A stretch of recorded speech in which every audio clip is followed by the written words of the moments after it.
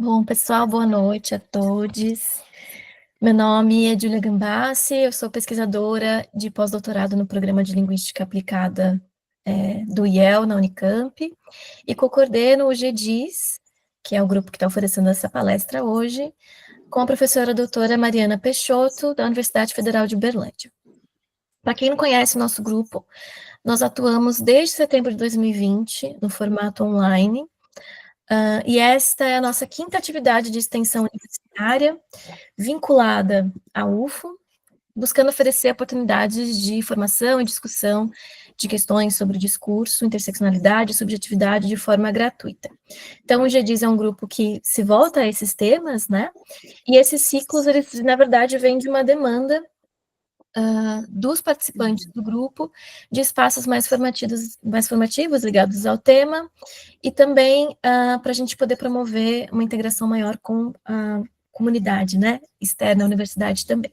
Então, é com muita alegria que a gente inicia a segunda palestra do quinto ciclo de informação, intitulada Mulheres e Fala Pública, uma história de silenciamentos e resistências, ministrada pela professora doutora Amanda Braga, da Universidade Federal da Paraíba.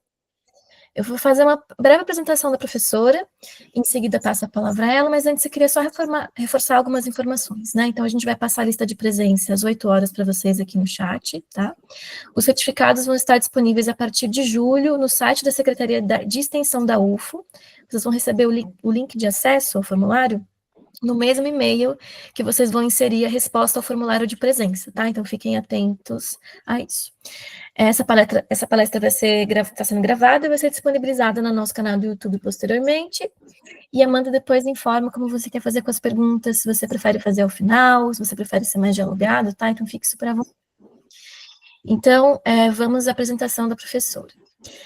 Amanda Braga é professora do Departamento de Língua Portuguesa e Linguística, do Programa de Pós-Graduação em Linguística da Universidade Federal da Paraíba, doutora pela mesma instituição e pós-doutora pela Universidade Federal de São Carlos. É coordenadora do Observatório do Discurso na Universidade Federal da Paraíba e vice-coordenadora do Grupo Interinstitucional de Estudos de Discursos e Resistências, GEDIR, Federal da Paraíba, Federal de Uberlândia, UFSCar, além de integrante do Laboratório de Estudos de Discurso da UFSCar. A partir dos estudos discursivos Foucaultianos, desenvolve pesquisas sobre a fala pública das mulheres, considerando a longa duração histórica das práticas que objetivam seu silenciamento, bem como seus lugares de resistência. É autora de diversos artigos científicos, capítulos de livros e livros. Entre suas principais publicações estão Discursos e Desigualdades, Cartografar com Foucault, pela Pontes, em 2024, A Dimensão Política da Língua e Linguagem, Perspectivas da Linguística Aplicada e das Teorias do Discurso, pela Pontes, em 2024 também, Por uma Microfísica das Resistências, Michel Foucault e as Lutas Anti-Autoritárias na Contemporaneidade, pela Pontes, em 2020, e História da Beleza Negra no Brasil, Discursos, Corpos e Práticas, pela UFSCar, em 2015. Então, é com muita alegria que a gente passa a palavra, agradecemos o aceite ao nosso convite e desejamos a todos um excelente evento. Bom, boa noite a todas, a todos, a todos. Bom, claro, vou começar a minha fala agradecendo muitíssimo o convite que me foi feito, né? Um convite irrecusável, porque eu acompanho o GDIS, né, nas redes sociais e tem sempre uma programação assim maravilhosa, super produtiva, super atual, né, que me interessa de perto. Então, quando eu recebi o convite, fiquei bem feliz, respondi bem rápido, sim, vou, né? Vou sim, estarei aí, claro. Né? Então, muito obrigada, professora Júlia, a professora Mariana também, né, que estava com a gente lá no Cartografias na UFO. Eu tive na UFO ano passado, acho que em novembro, eu acho, na última semana de novembro, no Cartografias, né? Então, é sempre um prazer, assim, dialogar com esses outros grupos, né, que a gente tem espalhados pelo Brasil, que trabalham com estudos do discurso. E, claro, é sempre, assim, interessantíssimo esse diálogo e essa partilha desses temas que nos são tão caros, tá? Então, agradeço muitíssimo o convite, foi com muita alegria que eu aceitei. Eu vou compartilhar aqui meus slides e, quando eu começar a compartilhar, já não verei nada. Então, vai ficar um pouco difícil da gente fazer um bate-bola, assim, uma conversa mais dialogada. Então, acho que a gente pode deixar as perguntas para o final, porque eu não vou ver assim quando essas perguntas surgirem, né? Então, vou começar aqui e vocês me dizem se vai estar tudo certo com os slides. Tudo certo, Amanda. Obrigada, Júlia. Bom, então, como a Júlia falou, o título, né, que eu dei à minha fala é Mulheres e Fala Pública, uma história de silenciamentos e resistências, né? Eu me preparei para falar um pouco para vocês hoje sobre uma pesquisa que eu estou desenvolvendo, né, a qual eu estou me dedicando nos últimos anos, e que é uma pesquisa assim que me é muito cara, tanto em termos pessoais quanto em termos acadêmicos, científicos. É uma pesquisa que eu venho desenvolvendo com bastante carinho, com bastante cuidado, né, porque eu acho que é uma pesquisa, é uma temática na qual a gente precisa realmente pensar com alguma urgência, tá?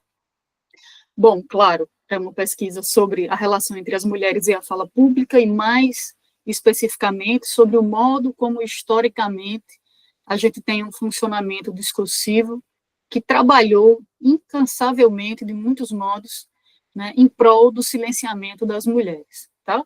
Então, eu vou começar, assim, com 3 ou 4 notícias, né, 3 ou 4 acontecimentos que se deram a ver no Brasil dos últimos anos, e vocês, se não lembrarem de um ou outro, certamente vão lembrar de alguns deles, né? O primeiro é de 2018, vocês vão lembrar dele, imagino eu, né? Que é a entrevista que Manuela Dávila concedeu ao programa Roda Viva em 2018, naquela ocasião, como candidata à presidência da República, né? A gente sabe que depois ela montou a chapa com o Haddad, como vice de Haddad, mas a princípio ela se lança à presidência, e todos os candidatos à presidência foram, né, entrevistados pelo Roda Viva, né? Então, vários candidatos já tinham ido no programa àquela altura, Ciro Gomes, o próprio Boulos, né, e ela foi a terceira entrevistada, né? Eu não sei se vocês assistiram, eu assisti quando a entrevista estava passando ao vivo, e foi, assim, uma coisa absurda, né? Vocês vão lembrar, ela foi interrompida, foi feito um levantamento, né, que diz que ela foi interrompida 62 vezes ao longo do programa. E aí a gente pode pensar, não, mas é porque é um campo progressista e os entrevistadores eram mais conservadores. Bom, também não, né, porque Ciro Gomes, que é, vamos dizer aí, um centrão, né, está muito mais para a direita atualmente, ele tinha sido interrompido só 8 vezes, e Guilherme Boulos, 12. Né? Guilherme Boulos também é do campo progressista. Então, não era uma questão simplesmente de identidade política, né? de campo político, foi efetivamente uma questão de gênero. Né? Bom, isso foi em 2018. Aí eu trouxe aqui algumas notícias agora mais recentes. Essa aqui é de 2021. Vou falar um pouco mais sobre a CPI da Covid mais à frente, mas a gente já começa com essa notícia aqui que saiu nas primeiras semanas da CPI, e o título da notícia é o seguinte: de interrompidas a descontroladas, o protagonismo das senadoras na CPI da Covid. Não sei se vocês lembram, mas de toda a formação da CPI, não havia nenhuma mulher, né? E, na época, Simone Tebet, como senadora, negociou uma espécie de fala à lei das mulheres, mesmo que não tivesse direito a voto, né? E mesmo essa representatividade mínima ali foi incessantemente silenciada, detratada, interrompida, né? A gente teve falas absurdas do tipo, senadora, você precisa estudar para vir aqui falar, né? Como quem diz, você não sabe de nada do que você está falando, você tem que estudar, e as ocasiões de interrupção foram muitas, né? Em 2022, agora mais recentemente ainda, né, a gente teve esse caso que é, assim, bem exemplar, né, dessa temática. Eu trouxe aqui uma notícia da Carta Capital sobre ela, que diz assim: deputado diz que vai colocar cabresto na boca de parlamentar negra em São Paulo. Né? A deputada estadual Mônica Seixas, de São Paulo, do PSOL, escutou isso do presidente da Câmara, né, da qual ela faz parte, colocar um cabresto, e durante a minha exposição eu vou falar um pouco sobre esse cabresto, né, da dimensão histórica desse cabresto. E para encerrar essa primeira parte, eu trouxe uma notícia que faz referência a Sâmia Bonfim, e que é agora de 2023, né? Interrompida 4 vezes, Sâmia Bonfim vê diferença de tratamento entre homens e mulheres na CPI do MST. Na verdade, ela não foi interrompida simplesmente 4 vezes, né? Eu fiz um levantamento depois pelo vídeo e demonstro isso numa análise que, assim, na primeira semana de trabalho da comissão, Sâmia Bonfim já tinha sido, o microfone dela já tinha sido cortado mais de 10 vezes, ela já tinha sofrido mais de 10 interrupções, havia muito barulho no plenário quando ela tentava falar, então uma série de estratégias para tentar fazer com que a sua voz não fosse ouvida, né? Então, se a gente pensa, né, nessa regularidade que a gente tem atualmente de práticas que tentam essa interdição, esse silenciamento da fala das mulheres, né? A primeira coisa que eu fiz quando comecei essa pesquisa foi justamente catalogar esses acontecimentos, né, para saber de que maneira eles funcionavam, né? Que funcionamento discursivo é esse, que discursos são produzidos, são reativados, se a gente quiser usar a expressão de Foucault, que permitem, então, o funcionamento desse silenciamento em nossos dias. Nessa mesma época, quando eu comecei a pesquisa, tinha sido publicado um livro chamado História da Fala Pública, né, que é de Carlos Pelvezano e Jean-Jacques Courtine, uma organização, e era muito interessante esse livro, porque num livro que se propunha a empreender, a construir uma história da fala pública, na introdução, ele já nos dizia uma coisa muito importante, né, sobre essa história da fala pública, que era o seguinte: a história da fala pública é uma história da fala pública dos homens, é uma história absolutamente masculina, né? Eu trouxe aqui só um trechinho do que eles dizem na introdução, no qual isso fica bem claro. Eles dizem assim: na história da fala pública, contrapõe-se a força viril do orador que fala e vence o tumulto dos auditórios e a passividade feminina sob a forma cômoda do silêncio.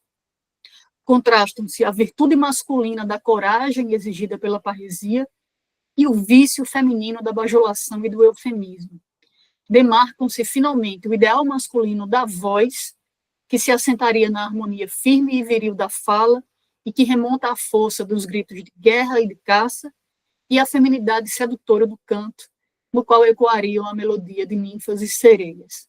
Então, se isso estava já diagnosticado nessa introdução de um livro que se chama História da Fala Pública, o que a gente pode depreender disso, né, é justamente que essas práticas de silenciamento da fala das mulheres não é uma coisa dos nossos dias, dos nossos tempos, né, mas responde, né, se filia a uma longa dimensão histórica, né, e é exatamente essa longa dimensão histórica que eu vou tentar mostrar para vocês aqui hoje, claro, com recortes, né, trazendo um material mais pontual para a gente fazer isso, tá?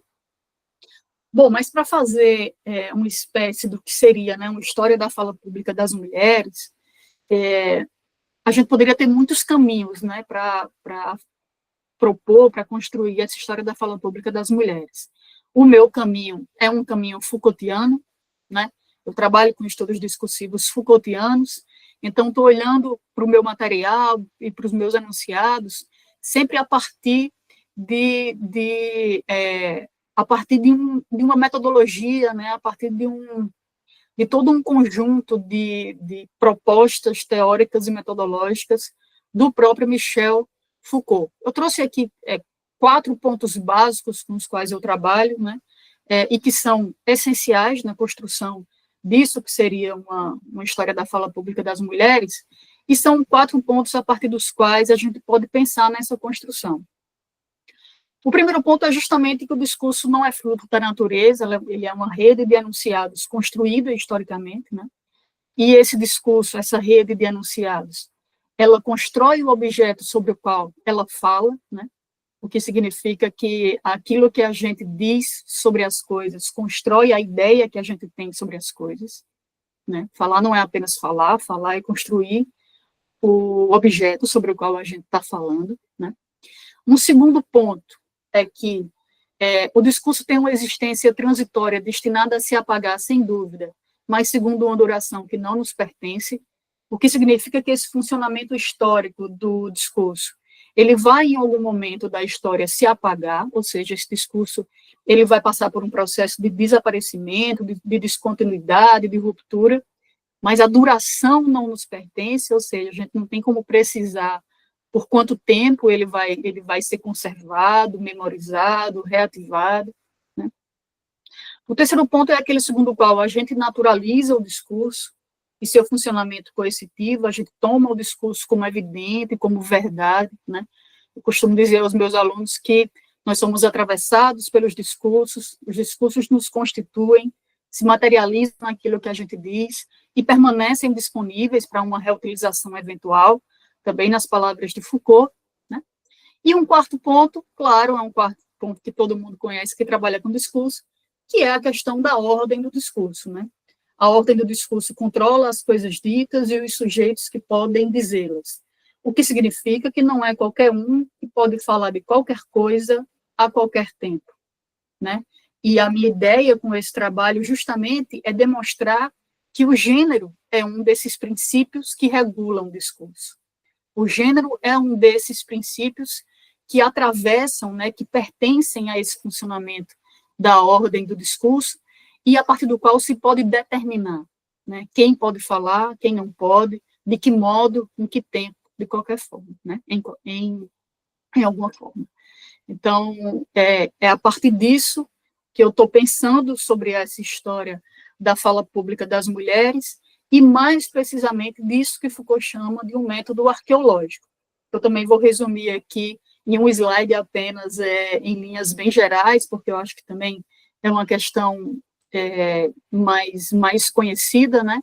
Tem um texto de Foucault que eu adoro, é um texto, inclusive, anterior à publicação da Arqueologia do Saber, em que ele fala, assim, de cinco formas, né? São 5 etapas, 5 modos, 5 estágios a partir dos quais a gente pode analisar o funcionamento histórico desse discurso, né? E isso seria um método, segundo ele, arqueológico. O método arqueológico propõe a leitura de um arquivo, e para ler esse arquivo, a gente precisa passar, observar, analisar, né, essas cinco formas, 5 etapas. Primeiramente, saber do que é que foi possível falar sobre um dado tema, num dado momento histórico, né? O que é que foi constituído como domínio do discurso, e no meu caso o que é que foi possível dizer sobre a fala das mulheres num determinado momento histórico, né? Na sequência, disso que foi dito, o que é que foi conservado, né? Nem tudo que a gente diz é conservado, né? De tudo que foi possível falar, o que é que foi conservado. Na sequência, de que modo a gente conservou e memorizou, né? De que modo a gente memorizou isso que foi conservado, né?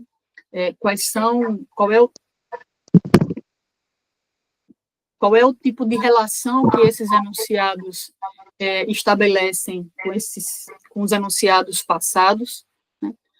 Depois, de que modo esses enunciados que foram ditos, conservados e memorizados são reativados hoje, e quem são os grupos que se apropriam dele, né? Então, é uma proposta que nos permite pensar o funcionamento histórico dos discursos, de que modo uma coisa foi dita, como é que ela foi conservada, como é que ela foi memorizada como sendo válida, como sendo verdadeira, quem é que reativa, né, esse discurso hoje, quem são os grupos que se apropriam desse discurso hoje.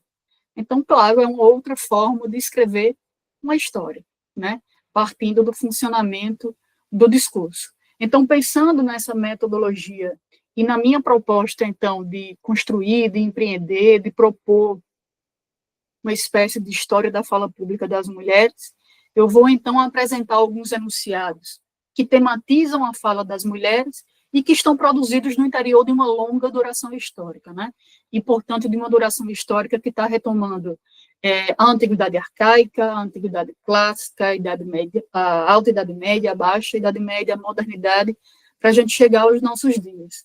Para a gente ter uma ideia do modo como esses discursos que foram que trabalharam historicamente, que foram produzidos, né, historicamente, e que trabalharam historicamente em prol do silenciamento da fala das mulheres, o modo como eles têm força e alcance, né? São discursos que emergem, que têm pelo menos 30 mil anos, né? Tem uma duração de pelo menos 30 mil anos, e que tem uma força tamanha e um alcance tamanho que desaguam nos dias de hoje, que encontram condições de possibilidade, condições de emergência ainda em nossos dias, né? Vejam, são 3 mil anos que a gente está repetindo que as mulheres falam demais, que as mulheres são fofoqueiras, que as mulheres mentem, que as mulheres não são confiáveis, né? Então, eu vou passar um pouco por essa história, pontuando apenas alguns dos enunciados que compõem essa arqueologia de uma fala pública das mulheres, ou uma história da fala pública das mulheres, que eu estou propondo fazer, tá? Eu gosto de partir sempre da epopeia homérica, né, da Odisseia, escrita há quase 3 mil anos, porque na Odisseia há uma cena que uma pesquisadora inglesa costuma dizer, mais de uma vez, eu já vi em seus textos, dela dizendo assim, que esse é o primeiro cala-boca endereçado a uma mulher na cultura ocidental. É claro que para a gente que trabalha com discurso, a gente não vai dizer que é o primeiro cala-boca. A gente entende que se esse cala-boca teve condições de emergência aqui, então a gente já tinha toda uma rede discursiva que amparava e que lhe oferecia condições de emergência, né? Mas vejam, é uma cena em que, bom, vocês sabem a história da Odisseia, né? Depois da guerra de Troia, Ulisses está voltando para casa e Penélope, que é sua mulher, está esperando há muito tempo ela em casa com Telêmaco, que é seu filho. Mas, em virtude da demora de Ulisses, muitos pretendentes aparecem, né, no palácio, querendo casar novamente com Penélope, né? E essa é uma cena em que tem muitos pretendentes esperando por ela no salão, ela sai do seu quarto e vai até o salão falar a esses pretendentes, fazer uma fala pública, né? E ela é imediatamente interrompida por Telêmaco, que é seu filho, né? Que vai repreendê-la por essa fala pública e vai mandar ela voltar para o quarto dela. Eu vou ler apenas esses 4 versos finais que estão em negrito, né? Que é justamente o final da fala de Telêmaco, depois que ele repreende a mulher, a mãe dele, ele diz o seguinte: agora volta para os teus aposentos e presta atenção aos teus lavores, ao tear e à roca, e ordena às tuas servas que façam os seus trabalhos, pois falar é aos homens que compete. A mim, sobretudo, sou eu quem manda nessa casa. Então, a gente tem aqui, assim, a materialização de uma primeira unidade discursiva entre os antigos que tematizam a fala das mulheres, que é justamente aquela segundo a qual as mulheres não são competentes à fala pública, as mulheres são incompetentes à fala pública, né? Falar é aos homens que competem, não às mulheres, né? Então, é um primeiro cala-boca. Um segundo acontecimento discursivo de que eu gosto muito ainda entre os antigos, né, a gente está falando do século IV antes de Cristo, é de uma comédia. Veja como esses discursos eles vão passeando entre vários gêneros discursivos, né, e a gente vai ver isso nos enunciados atuais com mais força ainda, o modo como eles transitam, né, entre os gêneros textuais e discursivos. Aqui é uma comédia de Aristófanes, que é um dos maiores comediantes da antiguidade, e se chama A Assembleia das Mulheres. É uma comédia pequenininha, maravilhosa, vale a pena ler. A história é a seguinte: as mulheres se reúnem na praça pública à noite, de madrugada, escondidas dos maridos, e elas combinam de irem à Assembleia, né, que era um lugar interditado às mulheres, as mulheres não podiam entrar na Assembleia, e elas combinam de ir à Assembleia com as roupas dos maridos, fingindo que eram homens, para propor, votar e aprovar a entrega do Estado às mulheres, né? E eu não preciso nem dizer porque isso é uma comédia, né, entre os antigos, porque isso era absolutamente impensável, né? E elas vão, e elas votam, e elas conseguem a entrega desse Estado às mulheres. Não é um spoiler, porque o livro já começa quase aí, tá? Mas tem tem duas coisas que me chamam muita atenção nesse livro. A primeira delas é que, claro, elas encontram muita dificuldade para colocar esse plano em prática, né? Como é que elas vão se vestir, como é que elas vão até lá, como é que elas vão saber fazer para os maridos não desconfiarem. Mas tem uma dificuldade que é assim, que parece insolúvel, que como a primeira mulher diz aí, né? Eu coloquei o trecho. E como é que uma associação de mulheres frágeis vai falar na Assembleia? Como é que as mulheres falam? E aí, para a Chágora, que é a protagonista, diz, de um modo excelente. E ela volta a dizer, eu não sei, terrível é a falta de experiência. As mulheres não têm experiência para falar em público, elas são frágeis, né? E para a Chágora, que é a protagonista, continua. Então, vai, põe a coroa, vai dar tudo certo. Agora, tente falar bonito como homem, apoiando a postura na bengala, né? Quem fala bonito são os homens, as mulheres, não, mais uma vez, não sabem falar, né? Isso, de alguma forma, ratifica aquilo que está na Odisseia. As mulheres não sabem falar em público, elas não têm experiência para falar em público. Mas ainda mais interessante nesse livro é que, se a gente pega a versão em grego dele, né, Aristófanes usa dois verbos em grego, que é legen e lalen, para se referir ao ato de falar. Quando ele vai fazer referência ao modo como os homens falam, ele usa o verbo legen, né, cuja definição é ler em voz alta, recitar, cantar, ordenar, dizer com insistência e autoridade, falar como orador. Já quando ele vai fazer referência à fala das mulheres, ele usa o verbo lalem, cuja definição no dicionário é emitir sons inarticulados, tagarelar, assunto objeto de falatório. Então, a gente tem aqui uma segunda unidade discursiva entre os antigos. A primeira está lá na Odisseia, que as mulheres são incompetentes para falar em público, e uma segunda que está aqui, que é a seguinte: mesmo quando as mulheres superam sua incompetência para falar em público, ainda assim o que elas dizem não tem qualquer valor. É tagarelice, são sons inarticulados, é falatório, né? Isso vai piorar muito, por exemplo, na Idade Média, mas já é um indício de que esse discurso estava em funcionamento já entre os antigos, né? E uma terceira unidade discursiva ainda entre os antigos, que vai tematizar a fala das mulheres e que vai trabalhar em seu silenciamento, é aquilo que diz Aristóteles, também já em outro campo do saber, no outro gênero textual e discursivo, quando ele vai escrever a história dos animais, né? E ele chega justamente na discussão sobre a voz. Primeiro ele vai dizer, olha, as fêmeas têm uma voz mais aguda, os machos têm uma voz mais grave. Mas não é só isso. Depois ele vai qualificar, valorar, né, atribuir valor, característica a essas duas vozes, né?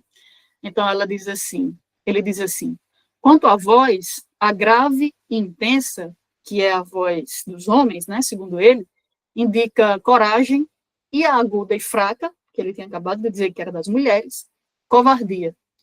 Uma voz poderosa é própria do homem corajoso e uma frouxa e fraca do inseguro.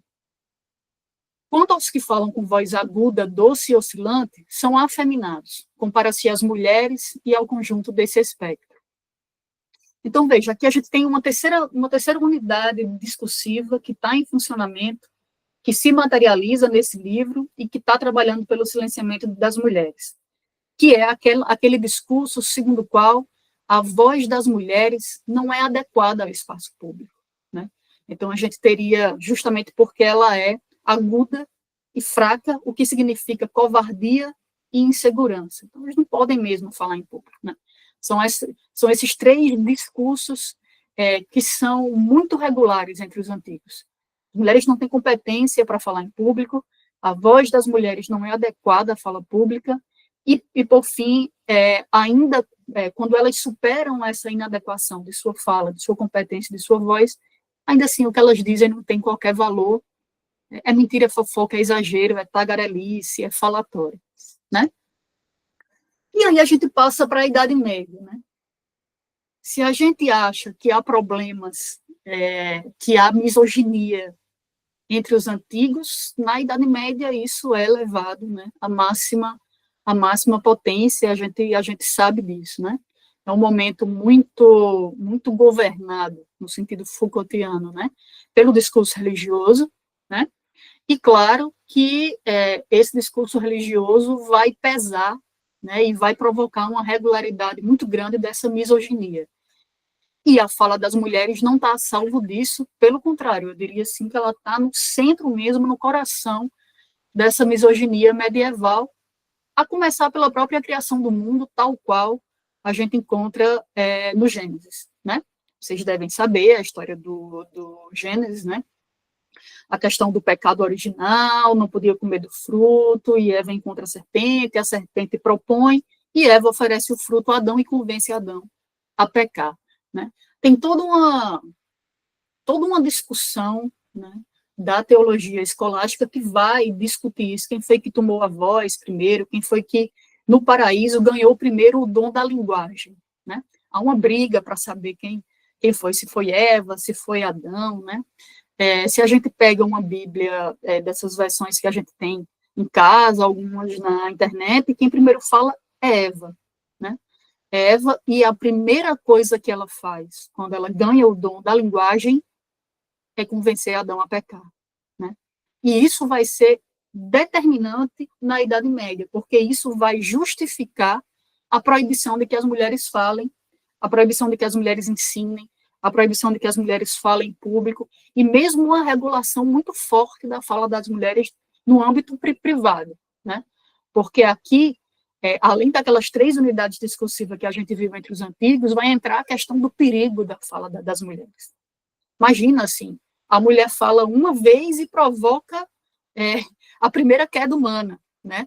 Lá no Gênesis, o texto, quando Deus aparece que eles comem do fruto proibido, né? O que Deus diz a Adão é assim: porquanto deste ouvidos à voz da tua mulher e comeste da árvore de que te ordenei, dizendo, não comerás dela, maldita é a terra por causa de ti.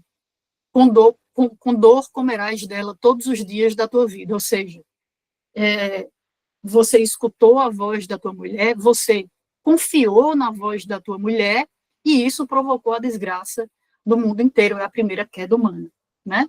E isso vai repercutir em outras partes do texto bíblico, né? Na carta do Coríntios, a gente tem que as mulheres estejam caladas nas igrejas, porque não lhes é permitido falar, mas estejam sujeitas, como também ordena a lei. E se querem aprender alguma coisa, interroguem em casa seus próprios maridos, porque é indecente que as mulheres falem na igreja.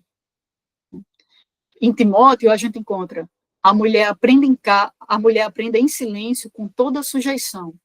Não permito, porém, que a mulher ensine, nem use de autoridade sobre o marido, mas que esteja em silêncio. Mulheres estão terminantemente proibidas de serem professoras, de ensinar na Idade Média, né, justamente porque ensinar exige uma fala pública, né, e isso não poderia ocorrer. Gil de Roma, né, no interior de uma teologia escolástica, vai tentar justificar essa proibição de que as mulheres exerçam o magistério. E ele diz uma coisa assim: a proibição se deve não apenas à inaptidão intelectual das mulheres, à sujeição a que estão submetidas ou à luxúria que provocaria sua aparência, mas se deve ainda à memória da primeira mulher, que ensinou apenas uma vez, e isso foi suficiente para virar o mundo de cabeça para baixo. Eva, né? Então, essa memória, né, da fala de Eva, dessa primeira fala, é que vai justificar essa tentativa de interdição, de silenciamento da fala das mulheres na Idade Média. É uma fala perigosa. Ela falou uma vez só, ensinou uma vez só e virou o mundo de cabeça para baixo. Então, que ela aprenda em silêncio, né? Tem alguns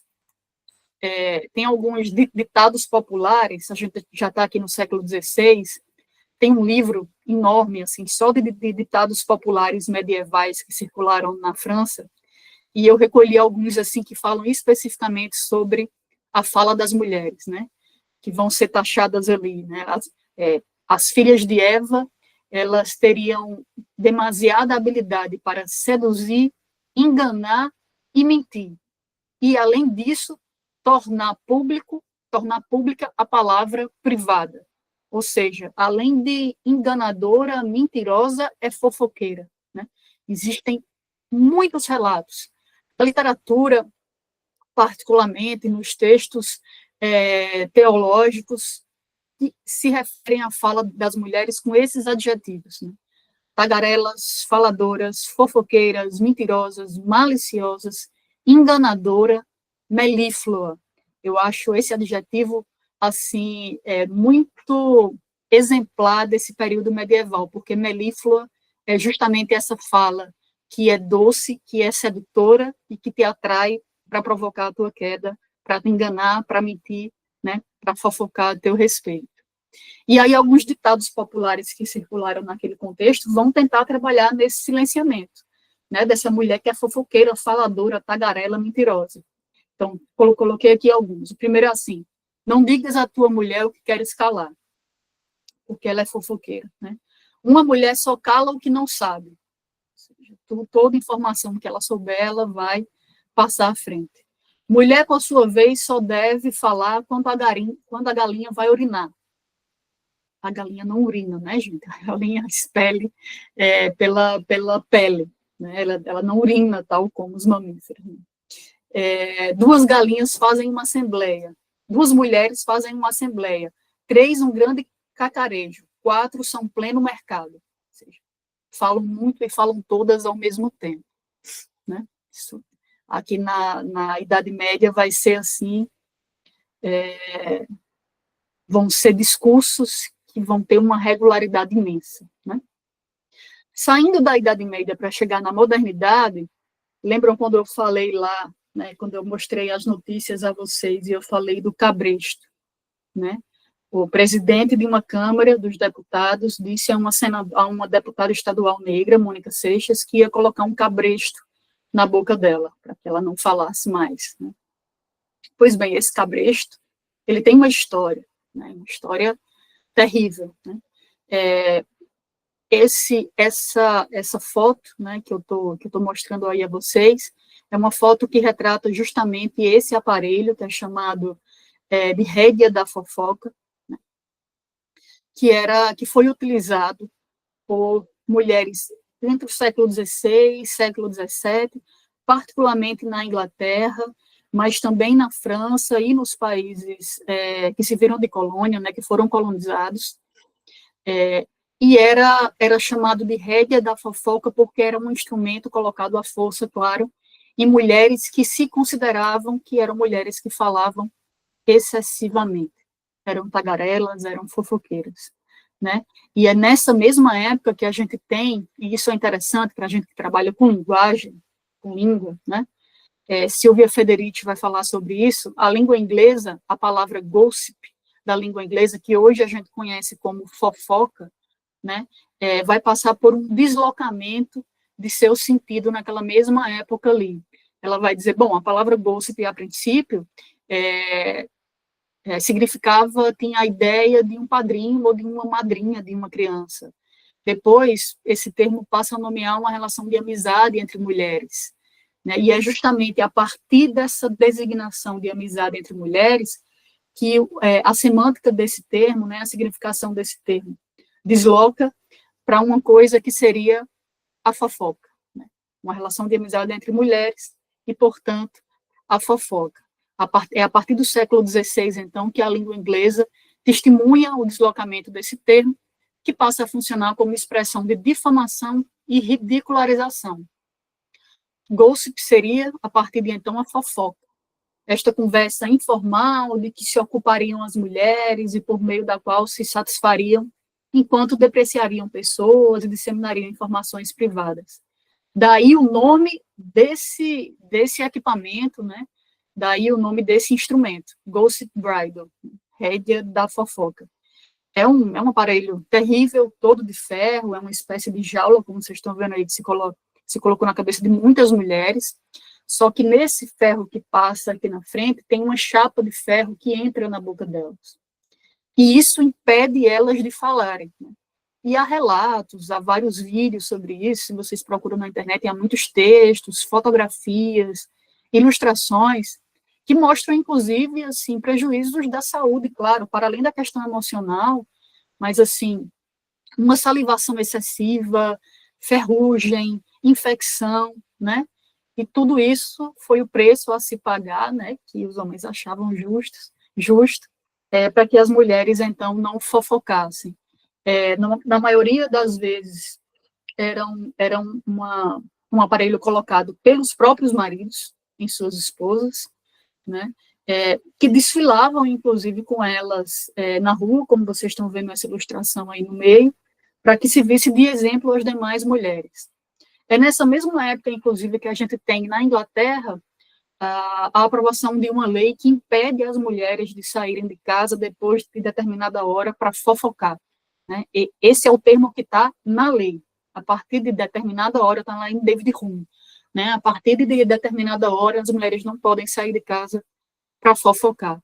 E certamente aquelas que o fariam tinham como castigo, né, essa rédea da fofoca aí.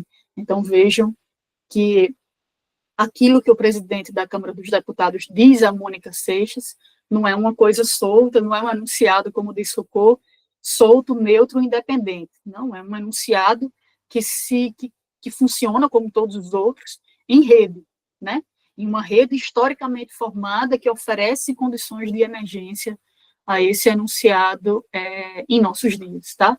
A gente está falando aqui do século XVI, né? E a gente já está no século XXI. Vejam a força, o alcance, a conservação que tem esse discurso, né? Você é muito fofoqueira, você é muito tagarela, eu vou colocar, então, um cabresto, uma rédea na tua boca, né? Se a gente passa já para a modernidade, né, vai ser muito forte na modernidade, vou apresentar apenas alguns deles, claro, para a gente seguir adiante. Os manuais, são dois tipos de manuais que a gente vai ter na modernidade, a partir, particularmente, do século XVIII, XIX, né? Que são os manuais de retórica, que vão tematizar a fala pública, como é que se fala em público, mas também os manuais de civilidade ou urbanidade, depende da tradução, que são aqueles manuais mais voltados às mulheres, porque são manuais voltados à fala num contexto privado, à fala e ao comportamento, às emoções, numa esfera privada, né? No que se refere aos manuais de retórica, fala pública, né? Claro que as mulheres aí não são nunca consideradas como possíveis oradoras. E nas menções, né, nas vezes em que não as mulheres, mas a fala efeminada, né, a fala feminina é mencionada nesses manuais, é sempre como uma coisa a ser evitada, né? Eu trouxe aqui 3 recortes que vão falar justamente sobre isso, né? Cressolas diz assim: o maior pecado que acomete os oradores suaves e delicados, dos quais flui demasiada ternura, é o de que seu corpo seja efeminado, de modo que sua voz assemelhe-se ao piado das aves. E aí eu lembro das galinhas lá, né, da Idade Média.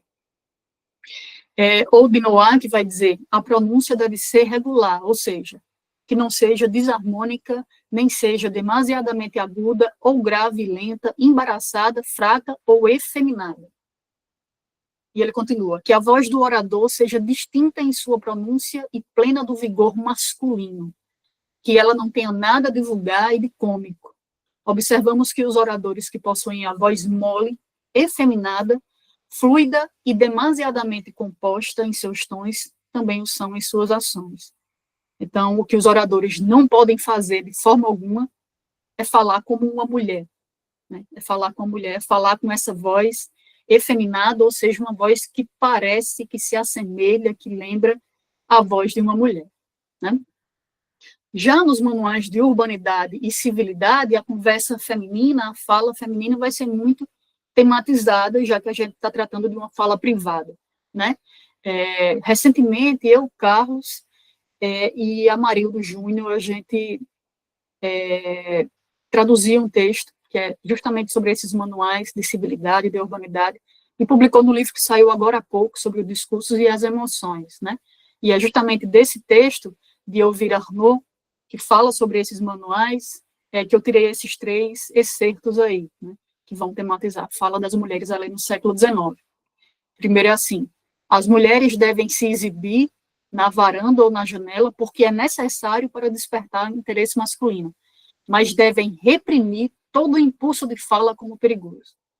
Ou seja, você pode aparecer em pessoa, mas você não pode falar, né? Devem ser evitados elogios excessivos, bajulação, frivolidade, tagarelice excessiva. Afinal, a verdadeira prudência é que a mulher fale pouco. Isso já no século XIX. Então, vejam, a gente tem até aqui o século XIX uma regularidade enorme, né, desses discursos que estão trabalhando e que estão construindo a ideia de uma fala feminina, né? Lá no início da minha fala, eu disse assim, o discurso constrói o objeto sobre o qual ele fala.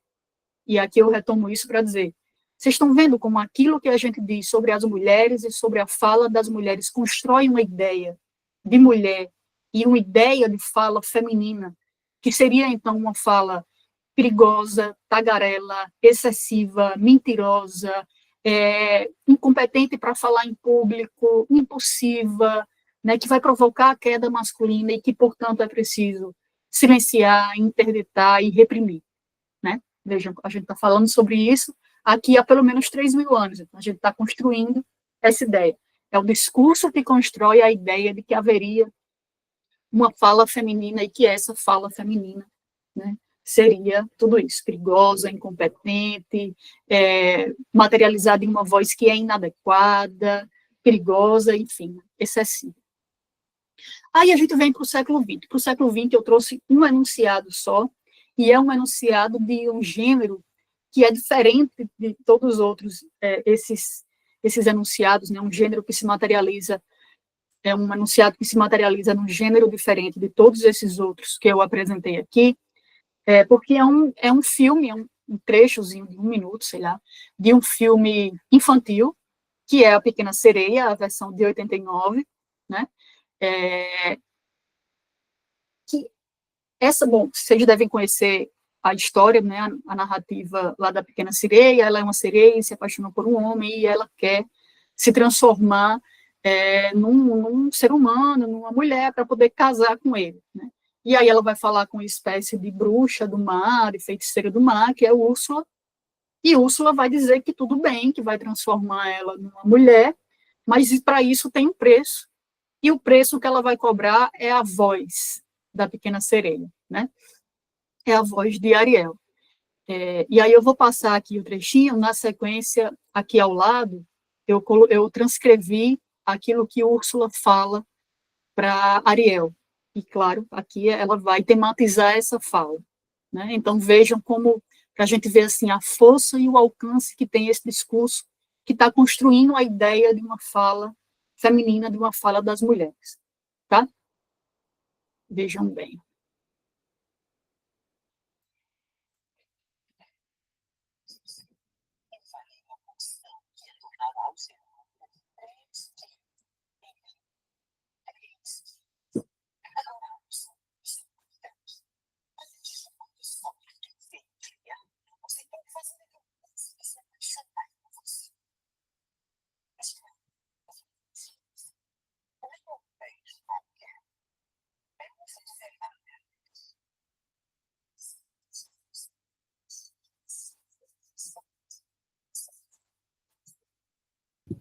Amanda, o som não tá vindo muito bem pra gente, mas a fala tá transcrita, né? Não está indo aí? Será? Não, a gente não tá conseguindo ouvir. Que Eu acho será? que funciona quando compartilha. Você está usando o Chrome, o Google Chrome? Tô. Acho que só quando compartilha a própria, dentro da guia do Google Chrome que funciona para compartilhar o áudio. Ah, tá. Não, eu vou salvar aqui na área de trabalho e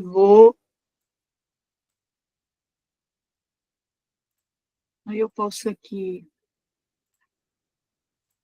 parar os slides e passar o vídeo lá rapidinho, tá? Combinado, obrigada.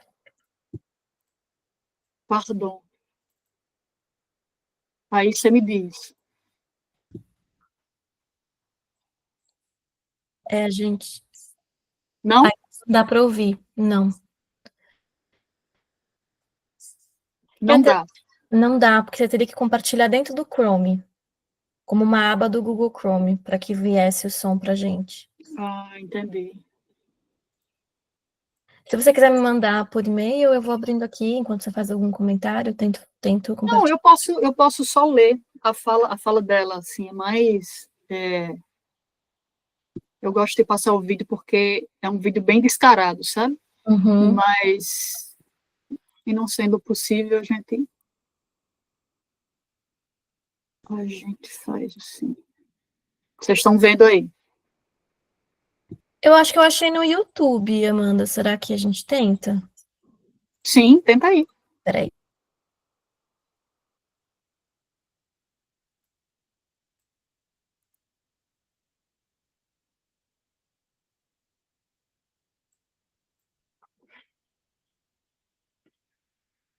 É só um trechinho. Um negócio entre nós. Eu sou muito ocupada e não tenho o dia inteiro. O meu preço é sua voz. Você que é tão infeliz não vai ser mais.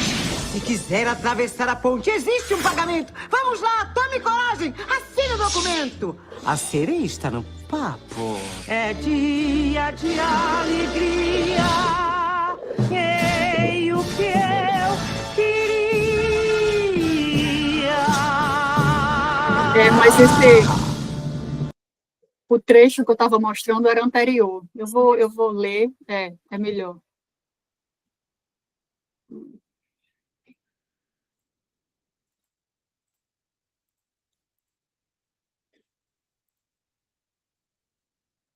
Vocês estão vendo já o slide aí, né?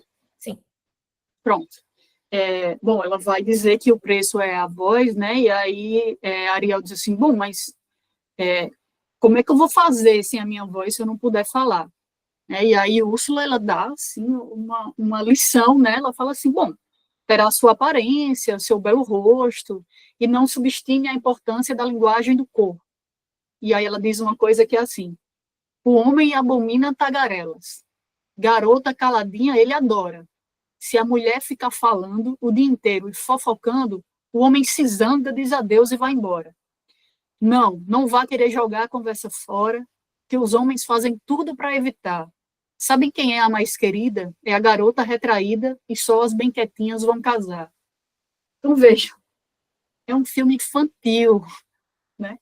O que a gente está dizendo a essas crianças, né, a gente está conservando e trabalhando na regularidade desse discurso segundo o qual as mulheres falam demais, falam excessivamente, e, portanto, é preciso interditar essa fala, interditar essa voz das mulheres, né?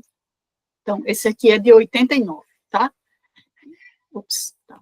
E aí, de 2010, eu trouxe, assim, também de gêneros diferentes, mais uma vez no intuito de mostrar o alcance, a regularidade e a força que esse discurso tem. Veja, essa é a foto de dois brinquedos, né, dois artigos infantis, que são da mesma marca, que custam o mesmo valor, né, que tem a mesma função, é um walk-talk, né, mas um é destinado especificamente às meninas, e o outro é destinado especificamente aos meninos. Né. O do menino é missão secreta, eles estão fazendo e falando uma coisa muito séria entre eles. As meninas é um blá, blá, blá, blá, blá, blá, ou seja, não tem nada de sério nisso, não tem nada de legítimo nisso, é um falatório, né? Veja, como é um outro enunciado que materializa o mesmo discurso que está lá na Assembleia das Mulheres, né, que foi produzida há 3.000 anos atrás. E esse aqui é um enunciado que eu peguei no final do Facebook, há muito tempo atrás, né, em 2010, que é a porta dos banheiros de um bar na França. Né, o banheiro dos homens está escrito blá, e o banheiro das mulheres, blá, blá, blá, blá, blá. É mais uma forma de dizer, tá vendo como elas falam demais, é preciso falar um pouco menos. Né? Preciso falar um pouco menos. Então, vejam, diante de toda essa trajetória histórica, né, a gente tem a regularidade, vários discursos que buscam, que trabalham incessantemente, né, no silenciamento das mulheres. A gente tem as mulheres que não sabem falar em público, a voz das mulheres é inadequada ao cenário público, As mulheres falam coisas banais, bobagens, mentiras, exageros. As mulheres falam em horas inapropriadas. As mulheres falam em locais inapropriados. As mulheres falam coisas inapropriadas. Às mulheres não se deve conceder o turno de fala, justamente por conta de tudo isso que a gente viu antes. As mulheres são tagarelas e fofoqueiras. As mulheres não devem jogar a conversa fora. Os homens gostam de mulheres caladas. Os homens abandonam as mulheres que falam demais, né? Uma regularidade enorme desses discursos, e vejam que aí no final a gente já tem também uma questão quase uma questão matrimonial também que vai entrar aí, né? Desde os manuais de retórica de civilidade do século XIX. As mulheres podem se exibir à janela para que os homens a vejam, mas elas têm que reprimir todo o impulso de fala como sendo perigoso, né? No vídeo de Ariel, no filme, né, de Ariel, é quase a mesma coisa, assim, olha, você vai estar com o príncipe, ele vai te beijar, mas não fique jogando conversa fora, porque as mulheres que falam muito, os homens abandonam, só as bem quietinhas e as bem caladinhas vão casar, né? Então, é uma forma de trabalhar na regularidade desses discursos, né, no interior dos quais esse silenciamento está plenamente justificado, estaria plenamente justificado pelo excesso, né, pelo excesso. Então, o que eu tenho proposto e pensado é que haveria aí nessa série enunciativa toda, que eu estou mostrando assim a vocês alguns pontos, a emergência, a constituição e o pleno funcionamento disso que eu tenho chamado de um dispositivo de silenciamento das mulheres, né? Um dispositivo pensado a partir de Foucault, né? Que é um conjunto heterogêneo de elementos discursivos e não discursivos que trabalham para responder a uma dada urgência histórica, né? Dado para subjetivar um dado, para produzir um dado tipo de subjetividade, para produzir e tornar regular um dado tipo de discurso, responde a uma urgência histórica, é um dispositivo estratégico, né? Então, um dispositivo constituído por todos esses enunciados que a gente trouxe aqui, pelas instituições de poder às quais interessava o silenciamento das mulheres, e continua interessando, né? A igreja, a família, a esfera política, né? O casamento. Né? Então, é um dispositivo que teria emergido já entre os antigos, ou mesmo antes, né, e que estaria em pleno funcionamento ainda hoje. Né? Então, o meu esforço hoje é justamente o de demonstrar o funcionamento desse dispositivo no cenário político brasileiro de nossos dias. Né? Como é que esses enunciados que foram ditos, que foram conservados, que foram memorizados, são reativados hoje e são apropriados por determinados grupos. Né, como é que se dá esse funcionamento. Então, claro, pensando o seguinte, toda vez que eu falo desse dispositivo, alguém pergunta assim, mas não tem resistência a esse dispositivo? Tem resistência a ele, e essa resistência não emerge apenas com o movimento feminista. Né? A gente tem resistência a ele já entre os antigos. Se a gente pega a narrativa de Antígona, por exemplo, já na Antiguidade Clássica, já ela é condenada à morte, olha eu dando spoiler, ela é condenada à morte porque ela ousa falar e responder ao rei, né, e desobedecer também a uma sua ordem. A gente tem Olympe de Gouges lá na Revolução, a gente tem Cristina de Pizan na Idade Média, então a gente já tem também toda uma rede que vai demonstrar resistência, né, ao funcionamento desse dispositivo. Pensando sempre se tem resistência é porque há, claro, né, os lugares de poder em pleno funcionamento. Agora, claro, se a gente pensa no movimento feminista, tal como ele vai emergir ali no finalzinho do século XIX, a gente tem também toda uma reivindicação da fala das mulheres. Eu vou passar por isso mais rapidamente, para a gente chegar ao cenário político brasileiro de nossos dias, tá? Mas queria dizer só assim, Michelle Perrault tem uma frase maravilhosa que eu acho que condensa essa reivindicação feminista da fala das mulheres. Ela diz assim, o feminismo, desde sua origem, é tomada de fala e vontade de representação das mulheres. Então, o feminismo, de fato, surge já mesmo no finalzinho do século XIX, nisso que a gente chama de primeira onda, né, ainda que a gente saiba que essas ondas elas vão se dando diferentemente de país para país, né, Mas essa tomada de palavra, essa vontade de representação vai, então, exigir essa fala pública das mulheres. Eu diria, não vou passar muito detalhadamente por isso, mas eu diria que cada onda, cada momento feminista vai reivindicar uma coisa diferente, né? No século XIX, a reivindicação seria assim: nós queremos falar, a gente quer falar, né?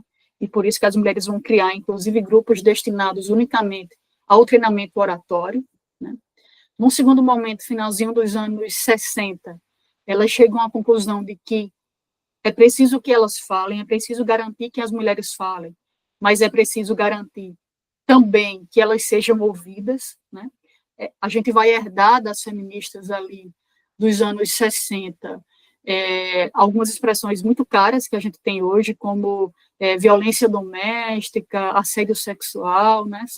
São ideias, são expressões formuladas ali, e que tem em seu bojo uma preocupação muito forte com escuta, né, da fala feminina. Não adianta que as mulheres falem, se a gente não tem um regime de escuta qualificado, né, para escutar essas mulheres. E mais recentemente, particularmente a partir daquilo que aconteceu com Anita Hill nos Estados Unidos, na década de 90, e que tomou uma proporção ainda maior com o Me Too, né, que a gente teve agora nos últimos anos e ainda tem, eu diria que a gente não só reivindica a fala das mulheres, reivindica um regime de escuta à fala das mulheres, mas reivindica também a credibilidade daquilo que a gente está falando, ou seja, é preciso que a gente fale, é preciso que vocês nos escutem, e é preciso que vocês acreditem naquilo que a gente diz, né? É por isso que eu dizia aqui, antes da gente começar, que uma das coisas que me surpreendeu muito, né, nesse imbróglio envolvendo o Daniel Alves, que foi condenado, né, por estupro, foi a reação da vítima quando chegou a notícia da condenação dela, né? A advogada dela deu uma entrevista dizendo que a primeira coisa que ela falou quando chegou a notícia de que ele tinha sido condenado foi: eles acreditaram em mim. E essa surpresa diante da crença na denúncia de uma mulher, ela nos diz muito, porque ela está nos dizendo que, historicamente, isso é, assim, uma ruptura, isso é uma novidade, né? O que se torna notícia não é aquilo que é ordinário, é aquilo que é extraordinário. Ordinário é as mulheres serem descredibilizadas naquilo que elas falam. Extraordinário para virar notícia é justamente a novidade. Eles acreditaram em mim, a novidade naquele caso, né? E essa é uma herança desse feminismo aí que a gente vai ter nos anos 90, assim também como essas expressões que a gente tem, que são expressões maravilhosas, porque, novamente, o discurso cria o objeto sobre o qual ele fala, né? Quando a gente tem uma expressão para nomear um dado fenômeno, a gente tem o diagnóstico desse fenômeno, a gente tem um nome para ele, a gente denuncia com isso um funcionamento regular e sistemático, né? E quando a gente consegue entender, visualizar o funcionamento das práticas de opressão, a gente consegue resistir a essas práticas, a gente consegue agenciar lugares de resistência, né, a essas práticas, né? A gente só consegue resistir àquilo que a gente enxerga, àquilo que a gente visibiliza, àquilo que a gente entende como funcionamento opressivo, né? Aquilo que a gente desnaturaliza e problematiza, coloca em xeque, e eu acho que essas expressões do movimento feminista trabalham nisso maravilhosamente bem, né? O interrupting, que é essa prática masculina de interromper a fala das mulheres e, portanto, de impedir a conclusão de um raciocínio. O mansplain, que é esse comportamento que rouba a fala das mulheres na medida em que subestima a capacidade de compreensão das mulheres, né? Deixa que eu te explico, né? Os homens dizem, cala a boca, eu te explico sobre isso. Muitas vezes em assuntos sobre os quais as mulheres têm muito mais competência para falar do que eles. E o gaslight, que é essa forma de abuso psicológico que diz assim: cala a boca que você está louca, né? Você não sabe o que você está falando, não é isso que você viu, você não viu o que você pensa que viu, né? São 3 formas diferentes de dizer às mulheres, de mandar as mulheres calarem a boca. E aí eu trouxe aqui alguns exemplos, né, dos nossos dias, dessa luta que se dá em nossos dias. Uma luta que se dá entre todo esse dispositivo de silenciamento das mulheres, que a gente tem, né, histórico, numa longa duração histórica, e que se depara hoje com muitos lugares de resistência, né? Muito mais lugares de resistência do que a gente tinha nas últimas décadas, né? A gente tem visto cada vez mais as mulheres se falarem sobre isso, problematizarem, colocarem em xeque, né, essa questão. Claro, vou falar aqui, né, eu já mostrei isso para vocês, o caso de Manuela Dávila, houve toda uma comoção, inclusive tem uma pesquisa, né, que fez todo um mapeamento, uma pesquisa de uma universidade que fez todo um mapeamento do vídeo dessa entrevista para mostrar quantas foram as interrupções, como foram, por quem foram e etc. Então, é uma forma de visibilizar as práticas de opressão para que a gente possa agenciar lugares de resistência, né? As descontroladas e interrompidas da CPI da Covid, né? Estou só retomando aquilo que eu mostrei a princípio, porque toda essa discussão histórica, né? Toda essa rede anunciativa aqui que eu mostrei a vocês, que oferece condições de emergência a essas práticas, a esses enunciados, né? Para vocês verem, como eu estou aqui dizendo desde o início, a força e o alcance que esses discursos têm, né? Que eles estão lá há 3.000 anos, estão lá na Odisseia e desaguam no cenário político brasileiro contemporâneo. O cabresto, né, que a gente acabou de ver, que é o Gossip Bridal, né? Samia Bonfim.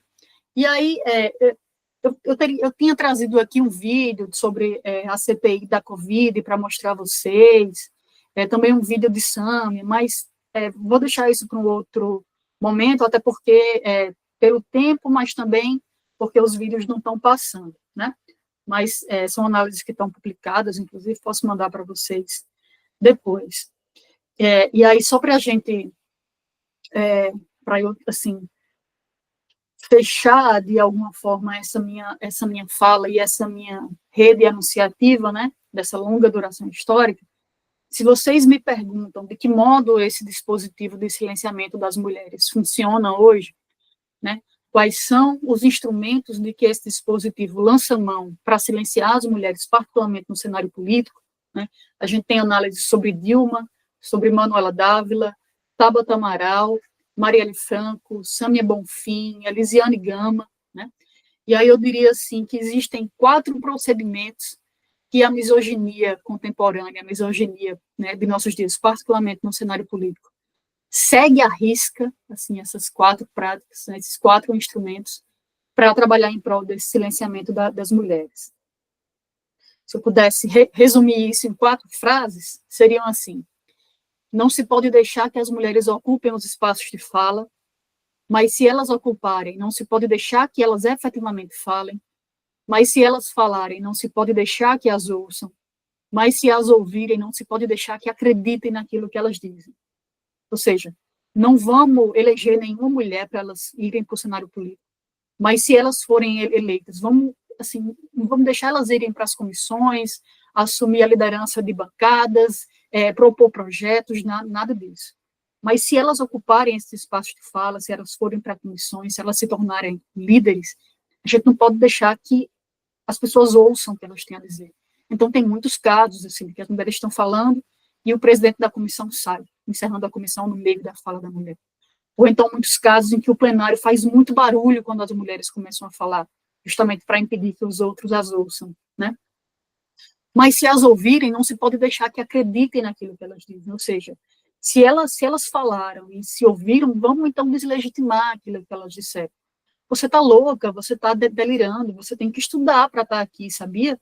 Como disseram a Cátia Abreu, lá na CPI da Covid, né? Você precisa estudar para estar aqui, você não sabe do que você está falando, né? Uma forma também de interditar.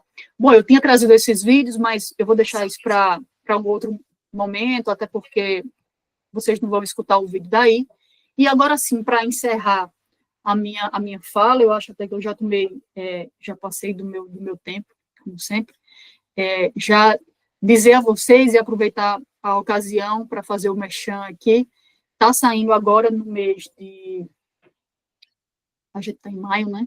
Está saindo agora no mês de junho, logo no início, imagino eu, esse livro, que é um livro que traz justamente toda essa discussão sobre a fala das mulheres, toda uma história, né, desses discursos que construíram discursivamente a ideia de uma fala feminina, que é uma fala inadequada, imprópria, excessiva, perigosa, tagarela, né, e que, portanto, deve ser silenciada. Então, o nome do livro é A Fala Feminina, Silenciamentos e Resistências. É um livro autoral, não é uma organização, escrito por mim e por Carlos Piovesani, meu amigo, meu companheiro de pesquisa lá da UFSCar. Está saindo pela editora Jandaíra, que é uma editora de São Paulo, né? E a gente está bem feliz com o resultado, assim. A apresentação do livro da professora Marlene Colomboli, da Universidade de Toulouse, né, na França. A gente tem uma luxuosa apresentação de Erika Hilton, né, que nos deu essa honra e esse prazer de ter o texto dela apresentando o livro. E a gente tem uma quarta capa de Thaléria Petroni, que é também do pessoal, deputada federal, maravilhosa, de quem eu gosto muito, né?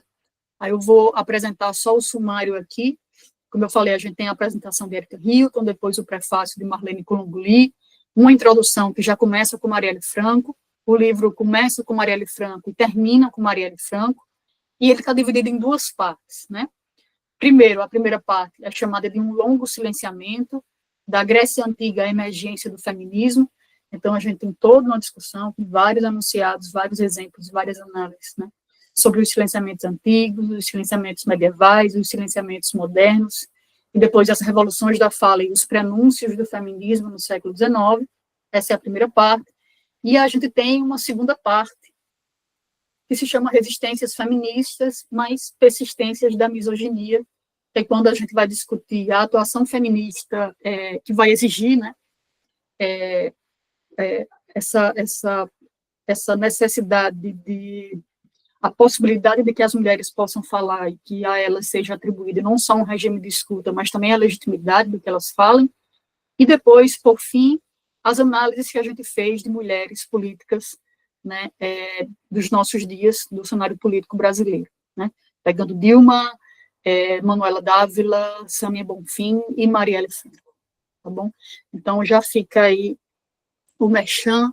Eu ia ler aqui para vocês o textinho da quarta capa que Thaléria Petroni nos mandou, mas vou também deixar isso para uma outra ocasião, em virtude do horário.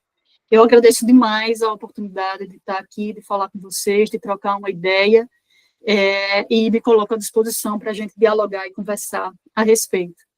Obrigada, viu, Júlia, mais uma vez. Amanda, muito obrigada pela essa aula maravilhosa que a gente teve aqui, foi muito bom te ouvir. É muito legal também saber do lançamento desse livro, já estou, assim, super curiosa, instigada a lê-lo, né, principalmente a partir da sua fala também.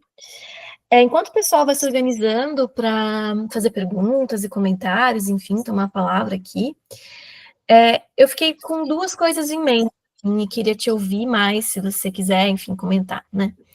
A primeira, a gente teve uma fala de uma vereadora em São Paulo recentemente, que estava tendo uma discussão, eu não me lembro bem a pauta que estava rolando, mas tinha uma questão racial posta ali, uma questão, enfim, de classe posta também, e ela toma fala e diz que iria, né, falar que as pessoas tinham que se calar porque uma mulher branca e rica e bonita incomoda muito, né?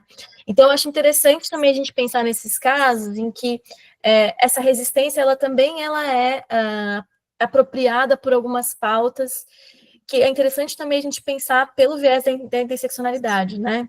De como que essas questões também estão em disputa, assim, enfim. Queria ver se você pensou, refletiu alguma coisa sobre isso, porque foi muito recente, né? Não sei se deu tempo.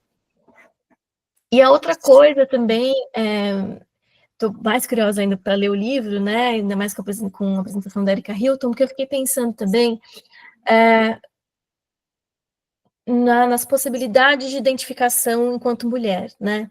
Então, a gente tem, claro, uma perspectiva histórica que acaba reconhecendo mais o lugar da mulher cis, que tem, né, enfim, o seu apagamento, a violência, né, que é recebida historicamente, mas eu também queria saber se vocês têm discutido ou pensado sobre esse dispositivo de apagamento em identidades trans, né? Então, como se a gente consegue rastrear alguma regularidade de silenciamento a mulheres trans, travestis, né, enfim, ou pessoas, enfim, transfemininas, também por esse viés, assim, se a gente consegue também pensar no funcionamento desse dispositivo operando de uma forma diferente com pessoas transmasculinas. Ou acaba que não acontece, porque pessoas transmasculinas também, às vezes, têm a sua masculinidade apagada. Então, assim, é uma questão muito complexa, mas que eu fiquei aqui pensando enquanto te ouvia. Tá? Então, não sei se você quer fazer um bloco. A gente tem aqui, né, o Felipe. Não, acho que eu posso comentar logo essas duas, porque elas tocam na mesma questão, basicamente, que é a questão interseccional, né, que é muito cara a Alge diz, e isso é assim, eu digo que, quando a gente começou a fazer análise sobre Marielle, eu digo que é a grande virada de chave da pesquisa. Porque até então a gente vinha com Dilma, Manuela Dávila, Tabata Amaral. Quando eu peguei Marielle, eu dizia, Carlos, agora que vai começar o trabalho, meu, porque é assim, é uma virada de chave justamente em virtude da questão interseccional. Né? Não é por acaso que a gente começa com Marielle e termina com Marielle. Porque Marielle não é só uma mulher. Marielle é uma mulher negra, Marielle é uma mulher lésbica, Marielle é uma mulher de origem popular, favelada, como ela falava, cria da maré, né? Que tem uma ascensão social pelo meio político, que reivindica esse lugar do qual ela fala de forma muito potente, com muita força, né? Então o que a gente tem, esse combo que a gente tem em Marielle, a gente não tem Dilma, a gente não tem Manuela Dávila, a gente não tem Samia Bonfim, a gente não tem Tabata Amaral. Eu falava sobre Samia Bonfim, tanto no Cartografias aqui, quanto no Cartografias aí. E falava no CIAD também. E tem vídeo de Samia que é assim, ela falou 10 minutos e 7 minutos e foi interrompida 21 vezes. Marielle foi assassinada. Assim, quanto mais traços interseccionais a gente tem nessas mulheres, mais violentas, mais regulares são as formas de silenciamento que se abatem sobre ela. Sem dúvida alguma. Dúvida nenhuma sobre isso. Não é à toa que Erika Hilton fala muito sobre isso.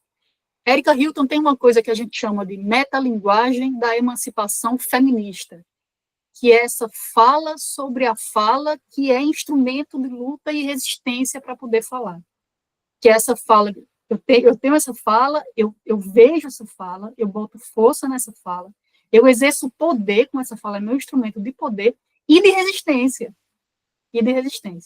Né? Então, quando você fala sobre aquela mulher branca que disse, eu vou aqui, vocês vão escutar porque eu sou uma mulher branca.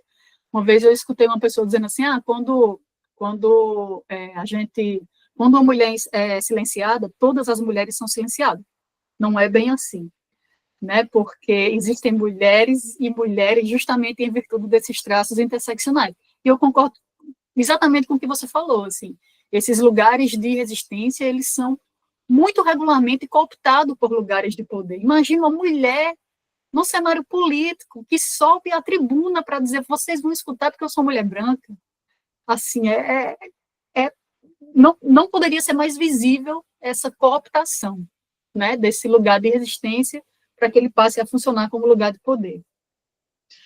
Agora, sobre o dispositivo da identidade trans, né, a gente não pensou sobre isso, a gente não teve tempo, na verdade, de desenvolver isso no livro, né, a gente não teve. Muito embora a gente faça várias menções, assim, a Duda Salabé, a própria Erika Hilton, né, tem até um episódio que acho que é com Érica Malunguinho, né, que ela vai defender uma amiga, eu não sei como é, e também é silenciada. E aí, eu te diria assim, a gente tratou de mulher, assim, no mais absoluto plural, das mulheres brancas, das mulheres negras, das mulheres cis, das mulheres trans, das mulheres de origem popular, como Marielle, das mulheres de famílias abastadas, como Dilma, como Manuela Dávila, como Samia Bonfim, e tudo mais. Agora, com o cuidado de mostrar que não é da mesma forma que elas são silenciadas. Não são os mesmos instrumentos, não é a mesma violência, não é a mesma regularidade. Sobre a questão dos homens transmasculinos, né, dos transmasculinos, tem uma coisa que eu acho que pega e que está nessa longa duração histórica é esse timbre de voz, né? Tem esse traço apagado, mas ao mesmo tempo essa voz, tanto de homens gays, né, como de mulheres trans. Mas essa voz é afeminada, essa voz é diferente. Ela é descredibilizada da mesma forma, né? Ela é descredibilizada a partir de outros instrumentos, a partir de outros discursos, mas ela também é descredibilizada. Não é por acaso que homens cis que têm voz fina são ridicularizados o tempo todo. O maior exemplo disso no Brasil talvez seja o lutador lá de boxe, como é o nome dele? De MMA, boxe, não sei. Né? Anderson Silva. É Anderson Silva o nome dele? Né? E tem de piada sobre isso. É um homem forte, lutador, bonito, assim, sucesso, né? Um esportista de sucesso, mas tem a voz fina. Todos esses enunciados que a gente tem nessa longa duração histórica, né?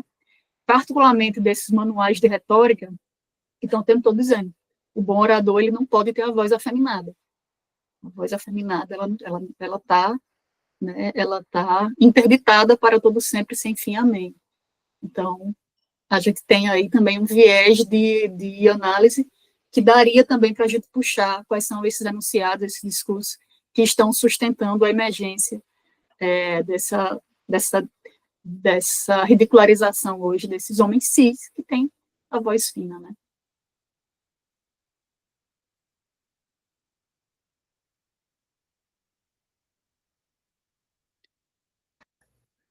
Voltou. Tinha travado tudo aqui. Muito obrigada, Amanda. Eu acho que é bem por aí mesmo. Gostei muito de te ouvir sobre esses pontos. Agora a gente tem o Felipe na fila, né? Felipe, gostaria de fazer sua fala? Isso. Boa noite a todos. Não sei se está aparecendo aí. Agora foi. Tá. Tudo bem, Amanda? Eu Tudo bom, parabenizo pela fala, né?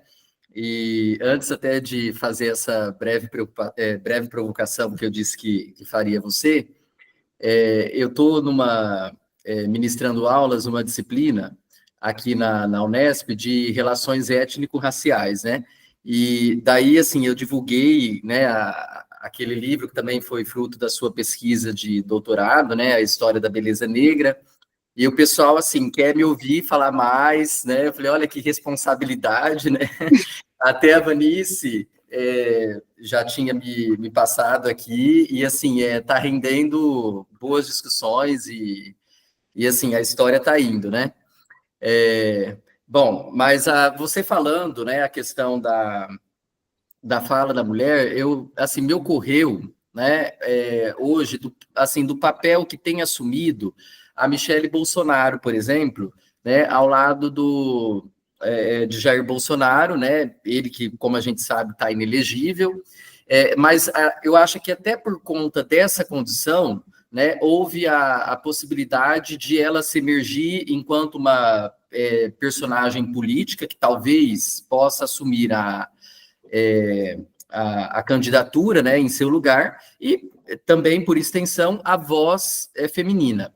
Mas me parece, não sei se você também vê dessa forma, me parece um simulacro, né, dessa voz feminina que teria uma certa libertação, porque a extrema-direita, né, ela tenta a todo momento cooptar as pautas, né, que são vamos dizer assim, do campo mais progressista. Isso aconteceu com a questão da liberdade de expressão, isso acontece, assim, quase que diariamente com outras questões que talvez a esquerda não se aproprie de forma mais eficaz, e daí a extrema-direita. E agora o que se diz é o seguinte, né, que a Michele Bolsonaro é uma mulher, que é o empoderamento feminino, né, que é a voz da mulher, e a gente sabe quais são as reais intenções, né, e a pauta da extrema-direita, e que, afinal de contas, a Michele Bolsonaro é uma voz ecoada ali, mas do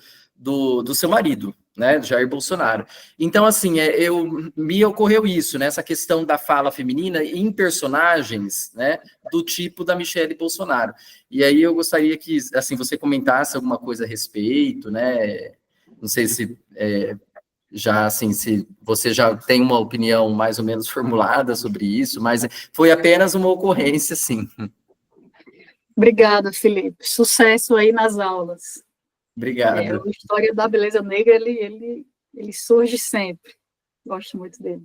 Amanda, será que a só gente faz um bloco? Porque tem Bueno e Regina também querendo fazer pergunta. Vamos lá.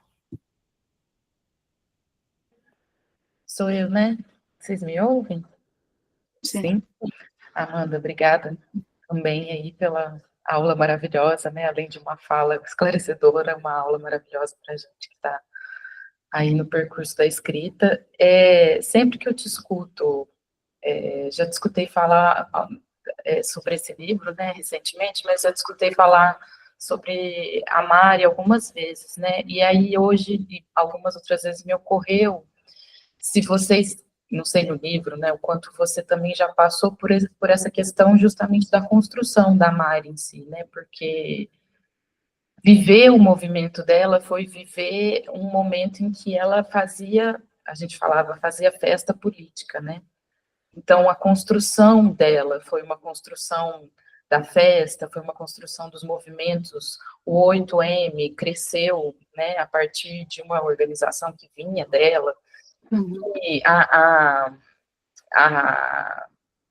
retaliação, ela vinha nesse lugar, né, enfim, essa maluca que acha que fazer política é fazer festa, que acha que falar de política é fazer fofoca, né, pelas plenárias que ela organizava com as mulheres, enfim, então, queria saber, assim, se você passa, porque aí eu fiquei pensando nessas duas coisas, eu pensei tanto nela, nessa construção que ela faz, pensei na mesma coisa que o colega Felipe acabou de trazer, na construção de Michelle nesse sentido. E aí o que me vem à memória sempre, não é nem esse acontecimento recente, o que me vem à memória é uma imagem que ficou muito para mim, dela, quando Bolsonaro foi eleito em 2018, e antes deles tomarem posse, 26 de dezembro, eles voltam de férias, ela está numa lancha, ela é fotografada nessa lancha com uma camiseta com a frase escrita: se começar nesse tom comigo,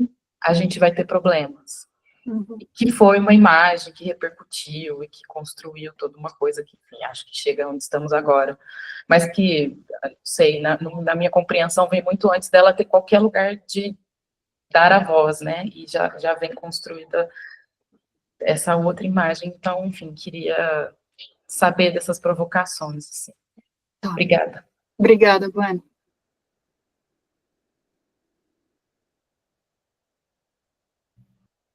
Tem alguma outra? Posso falar? Oi, pessoal, boa noite. Me chamo Regina. Primeiro, agradecer à professora Amanda, deu para matar um pouquinho a saudade das aulas, né, de discurso, e com o que foi falado, tanto nas aulas que nós tivemos dela sobre Marielle, aqui agora, também, né, que o verdadeiro escândalo da morte de Marielle não foi o crime em si, mas o fato de que a vida dela, né, que era politicamente improdutiva para o poder, acabou ganhando e se tornando visível, né, pensante coletivamente, a ponto de existir e ser narrada por si mesma. Eles conseguiram, de algum modo, calar, pelo menos eles acharam que conseguiram calar a voz de Marielle naquele curto espaço de tempo, mas isso não aconteceu porque a voz dela ainda ecoa hoje. Hoje em dia nós temos Érica, que é uma mulher trans negra que também veio de baixo e que eles não podendo calar, né, porque acho que se tornaria óbvio demais cometer um crime como aquele, não podendo calar, eles tentam ridicularizar, inclusive pela forma que ela performa a sua feminilidade. Ela está sempre muito bem arrumada, com cabelo loiro, e nós vimos que, como ela não pôde ser calada, como ela ainda continua tendo voz, eles tentam ridicularizar a feminilidade. Como antigamente era para performar a feminilidade e não falar, não podendo calar, eles zombam e ridicularizam todo o poder que ela exerce, não só dentro do parlamento, como fora também. Porque você vê no Umbral, que é o Twitter, né, que sou daquele meio, até pessoas que você pensaria mais progressista, mas que, no fim, nas falas, você percebe o preconceito, ridiculariza ela, manda ela voltar para o Senado, que essa entrevista que ela deu à Vogue agora recentemente, não é lugar de uma parlamentar estar. Então, assim, é meio que colocar ela numa caixinha e já que ela tem voz, que ela se restringe àquele lugar. Tenha voz, mas não tenha tanta voz assim. Ou então, nos momentos que forem incômodos, vamos reduzir a ela a uma mulher que gosta de se arrumar, e seja só isso. E é com isso que eu finalizo minha fala. Obrigada, Regina. Bom, deixa eu comentar, então, essas perguntas. Agradeço a todo mundo, né? Felipe, para começar sobre Michele Bolsonaro, né? Sempre que eu vejo o papel de Michele nessa cena que eles estão armando, né, de projeção do nome dela a uma possível candidatura à presidência, eu lembro muito daquilo que Michele Perrot falava sobre as reuniões de sindicatos do século XIX. Ela dizia, olha, mesmo nas fábricas em que as trabalhadoras eram, em sua grande maioria, mulheres, quem falava nos sindicatos eram os homens. E se elas queriam falar, elas precisavam apresentar à mesa um documento assinado pelo pai, pelo marido ou pelo irmão, autorizando que ela falasse nesse sindicato. Eu não vejo Michele Bolsonaro em outro lugar em outro lugar que não seja uma reprodução desse. Assim, eu não acho que ela tenha um projeto, eu acho que ela vai reproduzir o projeto bolsonarista, né? E é por isso também que eles deixam ela falar. Não é por outra coisa. Eles deixam ela falar porque a fala dela e aquilo que ela defende reproduz uma defesa deles, da misoginia deles, né? Então, uma coisa que é muito certa nessa discussão sobre a fala pública das mulheres é assim, quanto mais interseccionais elas forem, quanto mais deslocamentos elas propuserem, quanto mais transformações elas reivindicarem, maiores, mais regulares e mais violentas serão as tentativas de interdição. Não é o caso de Michele. Michele defende e ela trabalha na manutenção, na conservação da misoginia. É por isso que ela pode falar no meio deles, né? Por isso que eles estão tentando projetá-la para fazer valer essa identidade de gênero, que tem um capital simbólico, social, né? Particularmente no campo progressista, né? E, ao mesmo tempo, é alguém que reproduz um projeto que eles defendem. Né? Se ela propusesse qualquer transformação, se ela dissesse, não, a gente vai dar mais apoio às mulheres, as mulheres precisam ter direito sobre seus próprios corpos, aí não tinha sobrenome que fizesse ela falar, né? A fala dela é uma reprodução do projeto deles, é por isso que ela pode falar. Quanto mais transformação, quanto mais desejo de transformação tem na fala das mulheres, mais silenciadas elas vão ser. Sério. Tá? Tá certo, Amanda. É um discurso de manutenção, né? Isso. Então, essa é a projeção para continuar. Mas tá certo, obrigado, viu, pela resposta. Imagina, eu que agradeço pela pergunta. E aí, a questão de Bueno sobre Marielle. Não, Bueno, a gente não conseguiu retomar essa construção. Eu tenho muito material sobre Marielle, mas é impressionante, assim, é até uma coisa que eu e Carlota a gente fala, toda vez que a gente vai falar de Marielle. Eu tenho a impressão de que Marielle só pôde falar quando ela já não pôde falar. Se você procurar menções ao nome de Marielle na grande mídia, antes de seu assassinato, você vai encontrar duas. As duas são da Carta Capital. E são menções super rápidas. Super rápidas. Aí a gente pode pensar assim, não, mas aqui era uma vereadora e tal, lá do Rio. Bom, mas depois que morreu, ela estampou todos os jornais e revistas do país. Né? A Veja, e Veja que é a Veja. Eu tenho a revista, o print, né? o título era assim, Um Crime contra uma Voz. E o texto, você não acredita que está lendo na Veja, era assim, uma voz necessária que defendia as minorias, que defendia os grupos marginalizados e precisava estar lá, combativa, transformação social e tudo mais.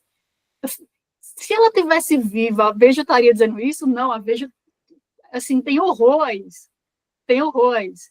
Por isso que eu falo assim, ela só pôde falar quando ela já não pôde falar. Aí a voz dela se disseminou, não para o Brasil todo, mas para o mundo todo. Então, uma praça em Paris com o nome Marielle Franco, né? Então, a gente olhou para isso, assim. O material que a gente tem vários vídeos dela, particularmente os vídeos que ela tematiza a própria voz, né? Mas, assim, nos últimos meses, assim, de vida, e essa repercussão, essa construção anterior, a gente realmente, infelizmente, a gente não tem, a gente não chegou lá, não chegou lá. Vou te pedir material depois para chegar lá. E a fala de Regina, né, sobre Erika Hilton. Sim, é uma tática muito regular, é um instrumento muito regular utilizado, né, atualmente para silenciar a fala das mulheres quando elas ocupam esses espaços de fala e elas se fazem ouvir, né? Como eu mostrei naquelas práticas discursivas, assim, o funcionamento do dispositivo em nossos dias, né? É preciso impedir que as mulheres ocupem os espaços de fala, mas se elas ocuparem, é preciso impedir que elas efetivamente falem, mas se elas falarem, é preciso impedir que as ouçam, mas se as ouvirem, é preciso impedir que acreditem naquilo que elas dizem, né? Então, assim, Erika Hilton já está lá, já foi eleita, tem projeção nacional, projetos importantíssimos, falou, é ouvida, o que nos resta agora é deslegitimar não só aquilo que ela diz, como ela própria. A própria existência de Erika Hilton como uma mulher, né, a negativa de que ela seja uma mulher é uma forma de silenciamento. É uma forma de silenciamento. Para dizer assim, olha, você é uma farsa. Se você é uma farsa, aquilo que você diz, que valor pode ter aquilo que você diz? Você não farsa. Você não existe.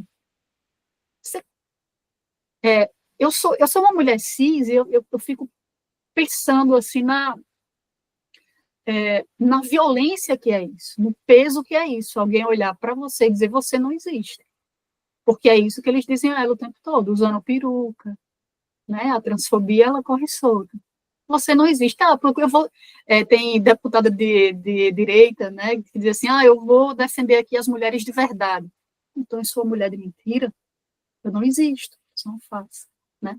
Essa é a tentativa, assim, é o quarto passo desse dispositivo. Estão ouvindo, ela está falando, ela está aqui, estão ouvindo, né? Então, a gente precisa deslegitimar, descredibilizar ela e aquilo que ela diz. Então, Regina, você tem razão quando você faz essa comparação aí entre Marielle e Erika Hilton.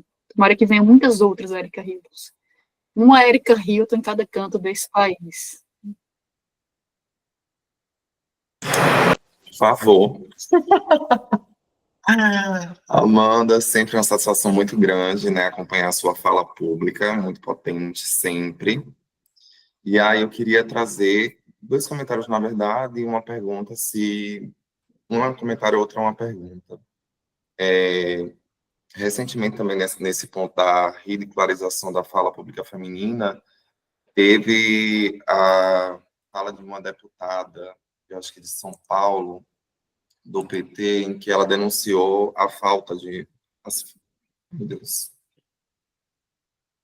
Achei que tinha caído aqui. A fala de uma deputada que ela denunciou a falta constante de um deputado, né, na plenária, que eram importantes e tudo mais. E aí, a partir disso, o deputado, ele ridiculariza ela a partir da roupa, né? E aí, para além da questão da voz, né, entra aí também a questão da roupa, mas eu acho que essa não é a primeira vez, né, que acontece de alguém, né, de um homem cis, está não é denunciando, né, mas de colocar na posição aí de ridicularizar a denúncia ou algo do tipo em relação à voz feminina, né. E o outro que eu fiquei surpresa, não surpresa no sentido de... Eu não tinha visto esse instrumento ainda ser utilizado na questão de silenciar as mulheres de um modo geral, né? Mas eu queria saber se durante a pesquisa desse instrumento, né, eu esqueci agora o nome do instrumento, se houve uma relação com a máscara de Flandres também, que era utilizada pelos escravizados, acho que escravizadas também, né, que inclusive tem a Anastácia Livre, Sim. a partir da escravizada que usava essa máscara, né? Se isso é anterior ou é posterior, por exemplo, a isso, porque eu vi que até a Grada Quilomba, ela traz isso também como um modo, para além da questão da escravização, traz a questão também do silenciamento, por exemplo, né, a partir dessa imagem de Anastácia, como silenciamento também das mulheres escravizadas. Tá. Obrigada, Morena, é sempre um prazer também ouvi-la. Eu não vi essa notícia sobre o comentário sobre a roupa da deputada, mas não me surpreende. Não me surpreende, porque é novamente aquele roteiro, assim, se a gente não pôde impedir que ela tenha sido eleita, se a gente não pôde impedir que ela ocupou a tribuna, se a gente não pôde impedir que o público a ouvisse, agora a gente tem que atacar ela, o que ela diz, a roupa, ela própria, a identidade, qualquer coisa, né, para poder deslegitimar essa fala.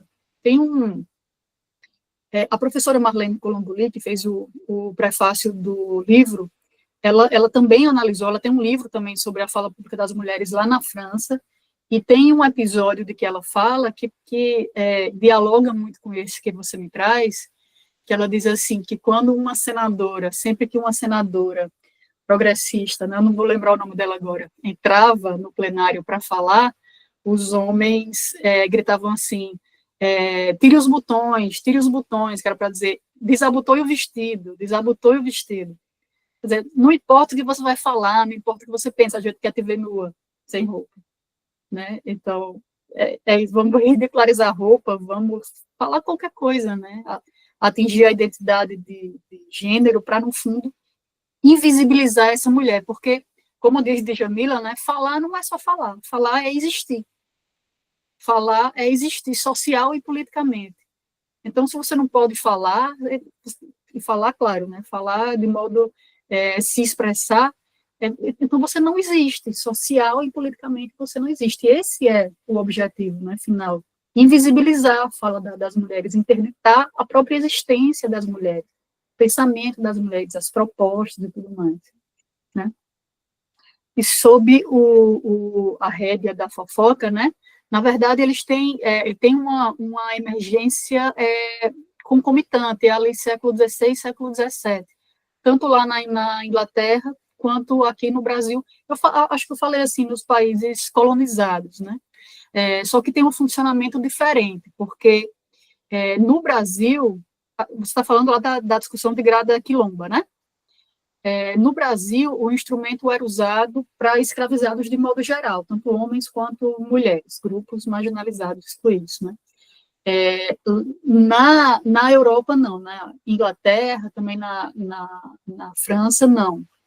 Unicamente as mulheres, e quem reivindicava esse uso era o marido, né? Tinha uma lei proibindo que elas saíssem para fofocar, e então essa infração acarretava o uso desse instrumento, elas tinham uma exibição pública, né, para que se visse de exemplo as demais mulheres. Então, na Europa, a gente tem um uso muito focado nas mulheres, é efetivamente uma questão de gênero. No Brasil, a gente tem raça, classe e gênero, né, são pessoas escravizadas, negras escravizadas que estão usando. Não sei se eu respondia, mas acho que era isso, né? Mas alguém, pessoal, a gente está chegando ao teto, né, da nossa conversa de hoje, mas alguém tem mais algum comentário, alguma pergunta pontual, rapidinha? Não? Iris, diga. Eu só gostaria de registrar que foi maravilhosa a sua aula, professora Amanda. Foi bom também que eu matei a saudade. E escutando hoje a senhora falar, fiquei me lembrando muito da série. Agora está no céu, dizem. A senhora está no céu, dizem as más línguas. Me lembrei muito da série do Conto da Aia, né? Não sei se aqui a maioria assistiu, né? Da parte onde as aias são silenciadas, tem no final que é costurada a boca. E aí, quando mostrou aquela imagem, na mesma hora eu me lembrei dessa cena e como os enunciados eles vão se repetindo, né? Então, eu só queria fazer esse registro e agradecer pela aula maravilhosa. Obrigada, Iris. Tenho saudade também da sua turma, viu? E dos exemplos que vocês me traziam, particularmente sobre o poder disciplinar. Né? Tem uns exemplos, assim, inesquecíveis sobre o poder disciplinar na sua turma. Não, sei que cena é essa, eu tenho atualmente ela faz doutorado comigo, Tainá, mas no mestrado ela analisou a primeira temporada de The Handmaid's Tale, os lugares de resistência, as modalidades de poder, esse entrecruzamento entre poder de soberania, poder disciplinar, biopoder, e essa cena não está, eu acho, ela não está na primeira temporada, então não está na dissertação dela, mas eu lembro dela depois, né? Que elas são silenciadas de muitas formas, inclusive, não sei se você lembra, mas se não me falha a memória, quando elas vão às compras, né, elas têm que ir sempre acompanhadas de uma outra aia, mas elas não podem ficar conversando, né, elas têm que ir de cabeça baixa e caladas as duas, porque tem os olhos, né, os guardas nas ruas, então ali também já é uma forma de silenciamento, né, essa conversa entre mulheres ali e ao longo de toda a cultura ocidental é um absoluto perigo, né? Tanto que o primeiro título que a gente pensou para o livro era assim, a fala feminina, palavras, poderes e perigos, porque a ideia do perigo, ela tem, assim, uma conservação enorme. Essa fala que vai te seduzir, né, e que vai provocar a tua queda, mas também uma fala que vai promover, que vai desordenar o mundo. Essa fala que vai desordenar o mundo, vai virar o mundo de cabeça para baixo, como fez Eva, né, dizem os medievais. Então, é um perigo que está implícito e que é muito bem conservado, que tem uma regularidade enorme, né, e que está lá no Conto da Aia de muitas formas, né, inclusive na cena lá da costura da boca. Sim, obrigada. Bom, gente, então a gente chega, né, ao fim do nosso encontro com a professora Amanda. Amanda, a gente agradece imensamente a sua participação. Acho que também vai ser legal a gente colocar essa sua fala no YouTube, né? Acho que vai ser um instrumento muito legal de divulgação também, de sua pesquisa, e também de uma análise do discurso implicada, né, pela realidade, pela atualidade. Então, a gente agradece, a gente deseja a todos uma excelente semana, e em breve a gente tem mais uma palestra do ciclo, então fiquem ligados lá no nosso Instagram, tá bom? Muito obrigada, boa noite e até mais. Obrigada, pessoal. Tchau. Obrigada, Júlia. Obrigada, tchau, tchau.